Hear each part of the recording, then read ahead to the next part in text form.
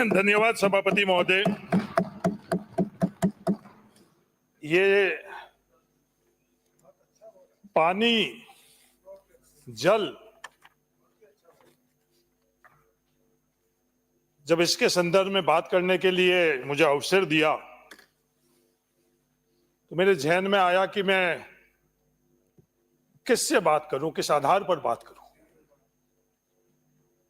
सभापति महोदय, हमारी पीढ़ियों का, पूर्वजों का दर्द है इस पानी के से जुड़ा हुआ। अगर उसको एहसास हम लोग करें तो इससे बड़ा दर्द और तकलीफ हम लोगों के लिए और कुछ भी नहीं है जो पानी के संदर्भ में हम लोगों को है, विशेषकर धार में रहने वाले हम लोगों के लिए। पानी के संदर्भ में इतिहास भी बहुत बोला गया। प्रायोजक हैं cancer healer centre, a new beginning. इस संदर्भ में घोषणाएं, नियम, दोषारोपण, प्रक्रिया, श्रेय, आयोजन, सर्वे, डीपीआर, मेरी सरकार, उसकी सरकार, ये तमाम बातें हम लोगों का। पर अंत में इस पेयजल के संदर्भ में हम लोगों के लिए लक्ष्य क्या रहना चाहिए? लक्ष्य ये कि जिसको आवश्यकता है हर घर के अंदर पानी पहुंच रहा है या नहीं पहुंच रहा है, शुद्ध पानी पहुंच रहा है या नहीं पहुंच रहा है, हम सबको अच्छी तरह से पता है। ईमानदार से हम लोग अगर विश्लेषण करें तो हर किसी को पता है, जो राजस्थान को जानता है उसको अच्छी तरह से पता है, सरकार में बैठे हुए लोगों को पता है, हमें पता है, इंजीनियर टेक्नोक्रेट्स को पता है, ब्यूरोक्रेट्स को पता है।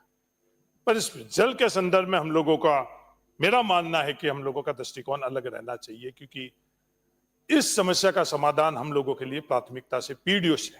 हाँ, श्रेय जिसको चाहो आप दो। गंग नहर का श्रेय देने के लिए कह रहे हो, जिसको चाहो। हर किसी ने गंग नहर के संदर्भ में कुछ ना कुछ योगदान किया है।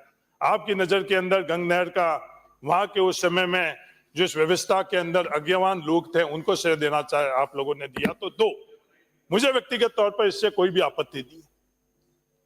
पर वो संसाधन आई कहां से? मेरे मित्र विधायक ने वो बात करी, पर 90% वो किसानों की खून पसीने की कमाई का हिस्सा जो भी उस समय की व्यवस्था थी उसमें देकर, और उस 90% के अंग से वो गंग नहर बनी। लाखों मजदूर, हम लोगों के पूर्वज मजदूरी के माध्यम से वो गंग नहर बनाई। अब जिसको श्रेय देना चाहो जाओ, पर एक शब्द तो अपने पूर्वजों के बारे में अगर बोलते तो शायद मुझे और हमारे पूर्वजों को अच्छा लगता। ये बात सुनते सुनते मुझे एक जॉर्ज ऑरवेल ने किताब लिखी थी 1984। क्या हम लोग पूरी की पूरी व्यवस्था उस दिशा में नहीं लेकर जा रहे हैं? जिसको इच्छा हो, क्योंकि अगर बात पूरी करेंगे, तार्किक करेंगे तो और अंत में इनके पास कुछ नहीं रहेगा। ये जाति और धर्म से उसको जोड़ेंगे, जिसको मैं कम से कम जल के संदर्भ में वो कोई इनको मौका, अवसर नहीं देना चाहता, वरना मैं उस संदर्भ में भी पूरी की पूरी बात करता। हमारे पूर्वज और तमाम इस धार के अंदर रहने वाले लोग सिर्फ इस जल के लिए, पानी के कारण अपना घर, अपना परिवार, अपना क्षेत्र छोड़ा। बाड़मेर जिसका मैं निवासी हूं, कोई भी परिवार बाड़मेर का मूल निवासी नहीं। सब हम लोग बाहर से आए हुए, हर जाति धर्म का लोग बाहर से आए हुए। सिर्फ पीने के पानी, न्यूनतम पीने का पानी जिसे हम जिंदा रह सके, उसकी खोज में हम लोग संघर्ष करते करते करते आज जहां हैं वहां बैठे। आज मैं बड़ा गर्व से कहता हूं, भाई तू, मेरा गांव भाई तू है, मेरा विधानसभा क्षेत्र भाई तू है। पर भाई तू हम लोग पहुंचे कैसे, वो सफर आज हम लोग याद नहीं कर रहे हैं। और मेरे भाई तू का नहीं, हर कोई जो थार में रह रहा उनकी यही कहानी। हम प्यास मरते हुए, हमारे पूर्वज प्यास मरते हुए न्यूनतम जिंदा रहने के लिए इस थार को छोड़कर और मध्य प्रदेश के उस मालवा इलाके के अंदर गई, कुछ पाने के लिए नहीं। आज मैं राजनीतिक तौर पर गया हूं तो उस मायने से नहीं, कोई नौकरी के लिए, व्यापार के लिए नहीं, अपने आप को जिंदा कैसे रख पाए, उस प्यास को मिटाने के लिए मालवा जाते थे और अपने साथ साथ उस पशुधन को भी लेकर जाते थे। क्या आज इस पीढ़ी के अंदर हम लोगों के पास जो सब कुछ पहले से बेहतर हुआ है, हम उस लक्ष्य को प्राप्त करने के लिए वहां तक आगे बढ़ रहे हैं या नहीं बढ़ रहे? सबसे पहला सवाल यह आता है कि जो एग्जिस्टिंग हम लोगों के पास जो ढांचा है, उस ढांचा को हम लोग कैसे जो एग्जिस्टिंग स्कीम है पेयजल के संदर्भ में, उसके लिए हम लोग क्या कर रहे हैं। हजारों करोड़ रुपए उन स्कीमों के संदर्भ में हम लोगों ने खर्च किए। सरकार, आपकी सरकार, मेरी सरकार, उसकी सरकार, इस देश के अंदर किसी की सरकार को किसी को अधिकार नहीं दे रखा है। संविधान के अंदर मतदाताओं को विधायक और लोकसभा का सदस्य बनाने का अधिकार दे रखा है, और जो विधायक बहुमत है उनको सरकार के अंदर, जो भी सरकार है वो कैबिनेट है। 5 साल तक जो यहां बैठे हुए थे वो नारे अलग लगा रहे थे। आज 5 साल में आप लोगों की मजबूरी है, मैं आपकी मजबूरी जानता हूं, मैं भी आपके जमात का हूं कि आपको राजस्थान में कोई लाल नहीं दिखेगा, एक ही लाल दिखेगा। हम लोगों को राजस्थान में कोई गांधी नहीं दिखता था, तो ये मजबूरी भी है, इसलिए सरकार के संदर्भ में बात करते रहते हो। पर ये सरकार, ये जो अपन लोग जहां बैठे हैं, अपन लोगों की क्या जिम्मेवारी है कि उस अंतिम पंक्ति में बैठे वाले व्यक्ति को हम लोग पेयजल पहुंचा रहे हैं या नहीं पहुंचा रहे हैं। सभापति महोदय, उसका उत्तर है नहीं। ईमानदार से कर ले। आज इस प्रदेश के अंदर सबसे बड़ा पद किसका है? हमारे यहां प्रदेश में, राजस्थान में सबसे बड़ा पद राज्यपाल महोदय का है। हम लोग महामहिम लगाते, महामहिम राज्यपाल महोदय। महामहिम राज्यपाल महोदय को भी आप अर्ध सत्य, अधूरी जानकारी देकर उनके मुख से, कि उसके पद से बड़ा आज इस व्यवस्था में कोई पद नहीं है। राज्यपाल के अभिभाषण के वक्त में उनसे आपने एक उदाहरण दिया, आपने उदाहरण दिया कि राज्यपाल जी अपनी विजिट में गई, वो तामलोर गई, बाड़मेर जिले में। उस तामलोर के अंदर जिस व्यक्ति गोविंद सिंह पुत्र जब्बर सिंह जी के ढाणी में गई, वहां पीने के पानी का नल के माध्यम से पानी आ रहा था। सभापति महोदय, जब हम लोग ये बात कर रहे थे इस सदन के अंदर, उस पड़ोस के अंदर रहने वाला, बिल्कुल जिनके पड़ोस के अंदर ढाणियां है, रेशमाराम मेघवाल और हरकाराम मेघवाल, उसकी दर्द तकलीफ का एहसास हम लोग नहीं कर रहे हैं। उनके जहन के अंदर, मन में ये बात है कि बिल्कुल पड़ोस की ढाणी है उनकी, बिल्कुल पड़ोस की ढाणी। उसमें भी आज तक, अभी मैं खड़ा हूं, जब तक उनके वहां पीने का पानी नहीं है। और तो और छोड़ो, जो ग्राम पंचायत तामलोर है, उस ग्राम पंचायत तामलोर के अंदर भी, सभापति महोदय, उस तामलोर के अंदर भी देवलगढ़ और हीरपुरा के अंदर आज तक पानी नहीं हुआ, उस राजस्व गांव के अंदर। सिर्फ हम लोग सिर्फ बोलने के लिए, दिखाने के लिए ये सब चीजें करें, या हम लोग, हाँ सब गलत हम ही हैं। या आपको कोई भी इसके जल के संदर्भ में बरसात नहीं हो रहा, उसका भी दोष आप देते हो, वो भी लेने के लिए तैयार। हर योजना के संदर्भ में जो कमी है, गलती है, वो सब हम लोग लेने के लिए तैयार है। पूरा दोष ही हम लोगों को बना दो, पर जिसको कम से कम न्यूनतम पीने का पानी, उनको तो पानी को पी, उसका दर्द तो समझ लो। पीने का पानी छोड़ो, उसकी हंसी खिल्ली तो हम लोग नहीं उड़ाई। उस दर्द के समझकर अगर आप अपना मन मनसा, मैं मानता हूं सभापति महोदय, मैं जिम्मेवारी से बोल रहा हूं, इंटेंशन के तौर के ऊपर, मैं इन दोनों मंत्री के इंटेंशन के ऊपर मेरे जहन के अंदर बिल्कुल कोई भी सवाल नहीं है। चाहे पीएचडी मिनिस्टर हो, चाहे इरिगेशन मिनिस्टर, जितना मैं थोड़ा इनको जानता हूं,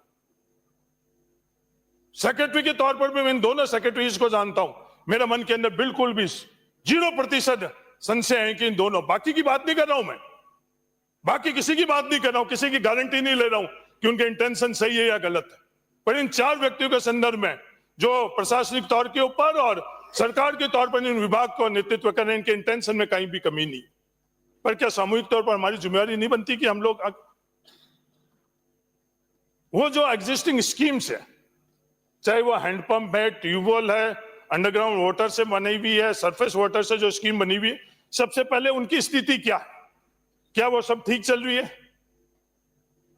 अगर अपन आकलन करें कि वो सब ठीक नहीं चल रही, तो हमारी सबसे पहले जिम्मेवारी कि जो एग्जिस्टिंग स्कीम है उसको हम लोग ठीक कैसे संचालन करें। हमारे पास संसाधन कम है, चाहे आर्थिक संसाधन है वो भी सीमित है, हमारे पास मानव संसाधन भी सीमित है। स्टाफ के संदर्भ के अंदर जो स्थिति है वो भी पता है कि पहले जो पीएचडी का स्टाफ था, इरिगेशन के स्टाफ थी, उसमें बहुत बड़ी कटौती हो गई और उसका 100% दोष हमें दे दो, पर उसमें सुधार हमको करना चाहिए या नहीं करना चाहिए, इस सवाल का उत्तर तो हमको ढूंढना पड़ेगा, और तो कोई नहीं ढूंढेगा। इस लोकतंत्र में वो जिम्मेवारी हम लोगों के क्या, हम लोगों की, इस सदन की जिम्मेवारी के उसका उत्तर ढूंढे। उसमें संसाधन की कमी नहीं आनी चाहिए, उसमें रिपेयर मेंटेनेंस अगर करानी हो तो रिपेयर मेंटेनेंस कराई, अगर कोई बिल्कुल भी वो स्कीम ठीक नहीं हो उसको रिप्लेस कराकर पाइपलाइन हो या सोर्स को कराई ना, उसको हम लोगों को प्राथमिकता से देखनी चाहिए।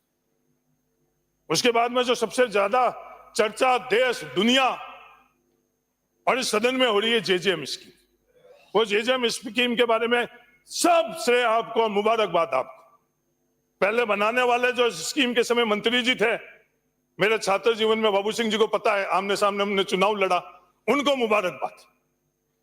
अभी जो मंत्री है वो जब मैं एमपी रहता था 5 साल बिल्कुल बगल में नॉर्थ एवेन्यू में रहते हैं, उनको मुबारकबाद।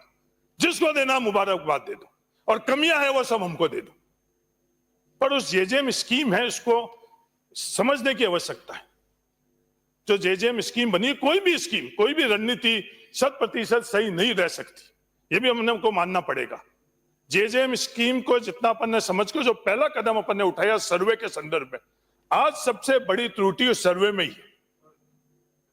ये अपन लोगों को आप 2 रोपण दे दो, भ्रष्ट है तो 15 महीने में आप लोगों ने क्या किया? इस डिबेट में नहीं जाओ।